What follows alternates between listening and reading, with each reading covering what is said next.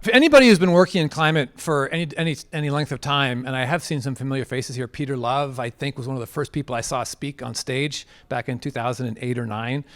It's really, you have to balance a deep, thudding pessimism, if you're savvy to climate, along with a kind of an optimism of the market. Yeah, we are. Climate risk is hard to overstate. I'm not going to get into it and pound that drum here. I'm assuming you're savvy to climate risk, but it is a reasonable probability that my kid, who's 6 years old, will live to see the breakdown of civic society. This risk is so much bigger and so much more systemic than people have figured out yet that it is a very daunting thing to think about. I'm going to return to that moment in a second. So I am a bear on climate, but I remain a bull on clean tech. So that's the optimism, right? This is the biggest market opportunity of the 21st century. ArcTurn is deploying its third fund now, all climate tech. It's a $450 million fund. And we're doing it because we think we can make money in the space. So I'm going to, this could be a sunset or a sunrise, depending on whether you're optimistic or pessimistic. So I'm going to ask, where are the bright spots in this space while we're still being realistic about climate risk? I'm going to do that through the context of my 3 books. I'm going to go very, very fast because I want to have someone talk right after me about how we move forward on the built environment, because punchline alert, it's going to be about the built environment. That's why we're here. That's the brightest spot that I see, frankly, in terms of carbon mitigation and opportunity.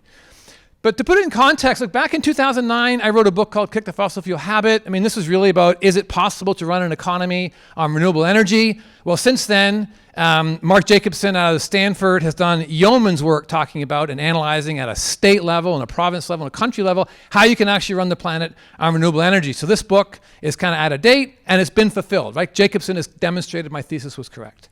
After that, I kind of said, well, why are we not acting if it's possible?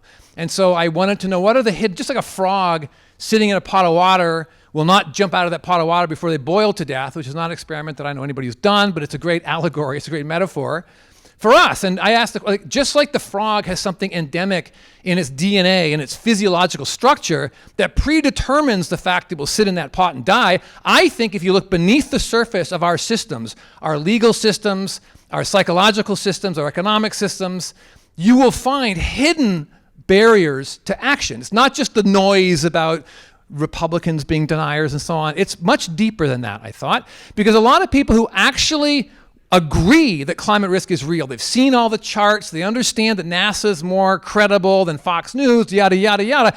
They see the threat, but they act in their daily lives as if it wasn't the existential threat that it is. And we all do that to some extent. I call that kind of passive denial, right? And so that's the psychological part of this. And all I really mean is it's hard to think about climate because we have in our brains, we have our hardwired unconscious worldviews that shape how we form new beliefs because we're neural network bound creatures. We're not super rational. And that worldview, especially in our culture, future is better than the past, human ingenuity knows no bounds, the economy grows forever. These have been drummed into us since we were children, and that worldview is incompatible with climate risk. And that's why it's so hard to actually act as if you believe that climate risk was real.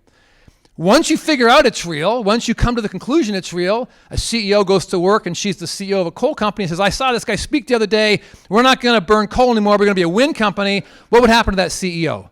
The board would eject her because they have a fiduciary obligation to burn the assets they sit on, right? So we have a deep legal structure that predetermines the fact that our fossil fuel incumbents, we should expect them to fight to the death to remain a fossil fuel incumbent. It's written into their fiduciary obligation. This is what I mean by structures that sit beneath the surface that prevent us from acting. And then you run up against entrenched market forces. Coal has been cheap for a very, very long time, and many people think it will cost too much to deal with climate change. So those are sort of the 3 areas in which I think we have hidden barriers. And we've solved many of these. Stories of clean energy abundance and economic opportunity coincide with our worldview, the one that doesn't accept the downside of climate risk. Well, if you speak in the language of opportunity, people open up to the possibility that risk might be real, and we're doing that today. Some of the biggest economic opportunities are being identified as clean tech opportunities. If your hands are tied for that poor coal CEO, you change the rules of the economic game. So their fiduciary obligation and their moral sense of purpose coincide. And you do that by changing the rules, and you do that by pricing carbon, which you now have in many parts of the world. And in terms of costing too much, we're beginning to understand what's at stake. And when you talk about the cost of climate policy as kind of an insurance for the planet, if you don't want to speak in terms of planet, insurance for the ongoing civic infrastructure that we have, it starts to sound cheap. So again, in Waking the Frog, I think a lot of these issues have been dealt with to some extent, right? So that's good.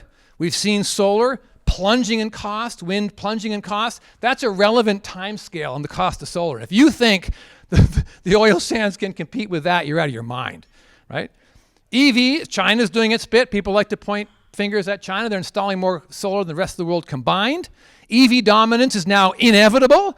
So these are all great trends we can look at that speak to economic opportunity. And so, why stop there? Well, the challenge we have now is it's not just those industries that need to succeed. And me as a clean tech bull to make money, we need to make those changes on the scale of the entire economy in the space of the next decade or two to sort of mitigate this risk. That is a rewiring of our entire economy, which is why I wrote my third book called The Case for Climate Capitalism. So you don't have to sort of be a fan of Che Guevara to understand that our current economic system is taking us right off the climate cliff. You don't have to be super left to understand this economic system is causing irreparable harm to future generations. But nor do you need to be a Wall Street titan or some kind of free marketeer to understand that Wall Street, private capital, corporations, technology, all the stuff the left likes to hate, those are the most powerful tools we have to solve this problem, right? And it is a very centrist, pragmatic notion to say, if you have a wicked problem, you take out the most powerful tools you have to solve that problem. There's nothing political about that statement. But the reason I wrote this book was the business community at large, outside this room, need to begin to accept the degree of economic radical action that we need to take is unprecedented. The only time we've ever seen emissions drop at a 5 to 6% pace on an annual basis, which is what we need to do between now and 2050, to have a snowball's chance at stopping at 2 degrees, a snowball's chance. The only time we've seen those kinds of reductions is when the Soviet Union collapsed. So what's happening now is big funds like BlackRock and so on, who made big pledges in Glasgow and said, we're going to commit to net zero 2050, they've begun to back off those pledges because they've suddenly realized how bloody hard this is going to be, right? That this is no joke. So the business community, who still have some degree of freedom in terms of how we choose to engage on this problem, what kinds of solutions we want to deploy, we have a pretty big degree of freedom. That degree of freedom will shrink as people get scared, as people demand action. And it won't be carrots, it will be sticks. It will be mandated because people will eventually demand the kind of action that comes from a populist leader. And a populist leader will come along and take advantage of this fear. And young people on the left think it's capitalism's fault. As incoherent as I think that is, there's a target on capitalism's back.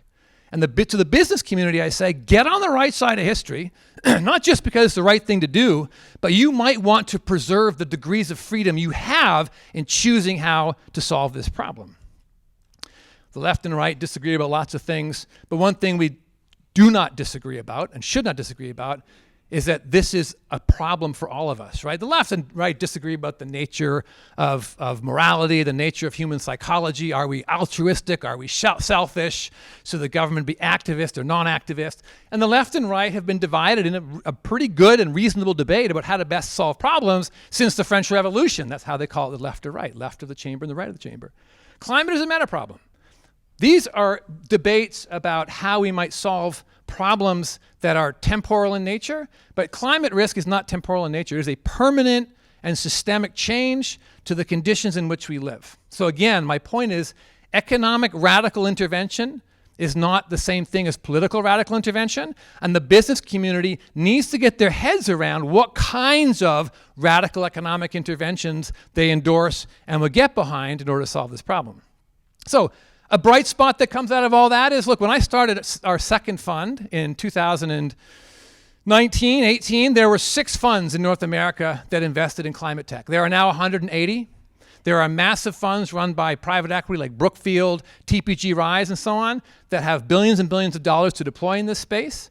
We have really bright spots on tech. This is Hydrostore, my favorite company, which is building, gigawatt scale energy storage systems in California and Australia and around the world. These are all positive indications that capitalism, companies, technology are capable of scaling to solve this problem, but is not happening commensurate with climate risk. That's the problem we have, right? That's why it's still a matter of accelerating this change and finding ways that people can reduce emissions without necessarily having to be a climate hawk, because there aren't enough climate hawks. I now think about resilience. I now think about 3 degrees. Frankly, 1.5 is in the rearview mirror. 2 degrees is in the rearview mirror. It's a performative act people have when they talk about stopping at 2 degrees. We're not stopping at 2 degrees. It's not happening. What that means is that every ton of GHG reduction now is more important than ever. The fact that we're heading towards 3 degrees does not mean don't mitigate. It means every ton that you prevent going in the atmosphere is a lottery ticket that decreases the probability of us tipping in to a very unstable state. Because at some point, the feedback loops are going to take over, and it's not our car to drive anymore. That's how important it is to mitigate GHG reductions. We are buying lottery tickets to prevent a catastrophic breakdown of civic society. That's not an overstatement. That's a fact. You can look at temperature graphs, you can look at all kinds of stuff, but this is out of control. We are beginning to see a wobble at a macroscopic scale. So, what's the bright spot? Well, we need to find ways to reduce emissions now. Solar coming down in cost is not enough. That displaces new energy sources. Energy storage coming online fast is not enough. Again, that will accommodate new energy sources. So we need to find emissions reductions that occur today. And we need to find ways that everybody can do it. So there are white hats and black hats, right? There's Exxon's a black hat. Black hats are the bad guys in the movies. The white hats are the good guys in the movies. Peter loves a white hat. Paul Murders is a white hat. Sandrine Tremblay is a white hat. I'm a white hat, I like to think. Exxon's a black hat. The world is not made up of white hats and black hats. The world is made up of predominantly gray hats. People who get up every morning, go to work, take their kids to school, pay the bills, have a job, have fiduciary obligations. The question is, how do you make the gray hats white? What actions can gray hats take today at a relevant scale on this problem? And the solution is, no surprise, is the built environment. I think one of the biggest chunks of emissions that we can reduce is in the built environment. And I'm going to pause here, because what I would normally do now is talk about Planet Traveler, this little tiny hotel project I built on College Street many, many years ago. But there is someone in the room, Sandrine Tremblay, the founder of Chrome Services, which got bought and merged with Colestat, who is taking on greenhouse gas reductions on the billions of square feet and has a really pragmatic way of scaling up and approaching that problem in a way that gray hats can endorse it, right? Paybacks and ROIs and asset renewals and all the rest of it. So I'm gonna let Sandrine come up for 5 minutes or so and say something bigger and more important than what I would say about Planet Traveler, which is a small little hotel. So how do we do more than the small little hotel, Sandrine?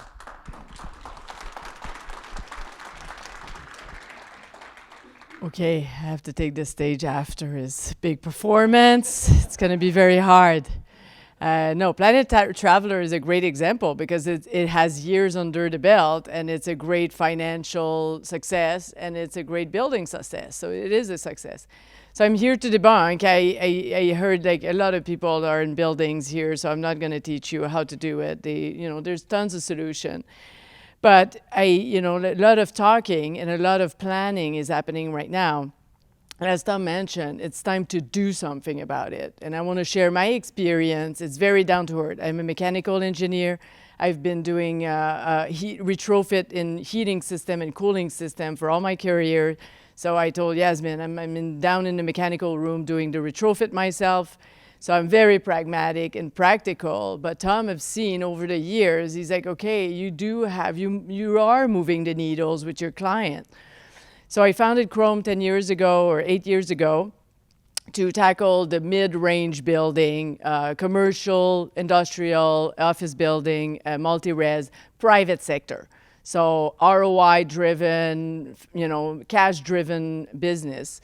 And I basically started to do project by project decarbonization. I didn't call it that way. It was, ROI driven or financially, auto finance project. That was the name, 8 years ago. But in the background, I was just decarbonizing, as fast as possible. And now, like those buildings are done, as Tom mentioned, it's really effective. Like as soon as you do a project, those emissions are tapped for life. There's no reason for burning natural gas in a building. There's absolutely no reason. Calgary and Nova Scotia is, two-story different, but the vast majority of what we have in Canada is built already. So I'll share quickly my story. So, I can share one of my clients that is public and is allowed me to talk about them is CapREIT.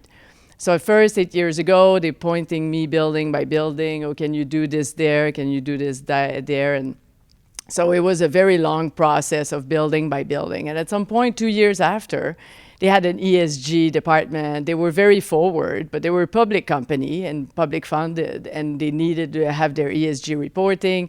And they started to think about, okay, where are we going with those decarbonization projects? And we start to measure onto the portfolio level.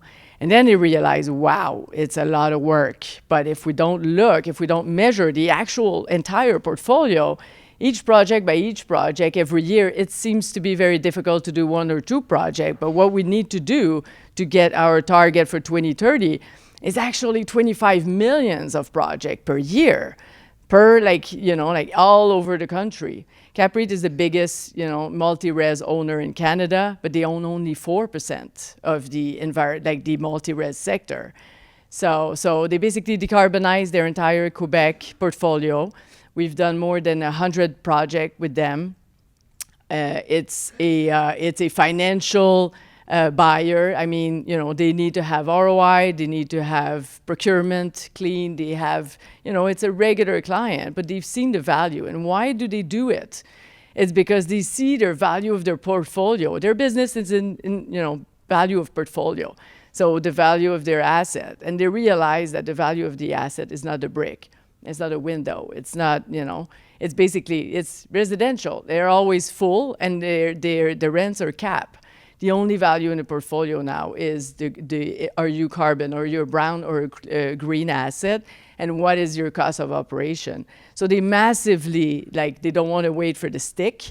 They massively invested in their portfolio year after year after year to mitigate the risk of losing all their value because they're a big team. It's the biggest multi-res portfolio. So they do have investment committee. They have all the committees that you can imagine, and they realize the risk is 10 times greater than the actual pain of doing those projects. So they have that plan, and they want to, they're moving forward. So when everybody's talking or saying that, oh, it's complicated to do a project, even here, somebody mentioned about guarantee. We guarantee the cost, the savings, and the subsidies of our project. There's other people in this room that does the same.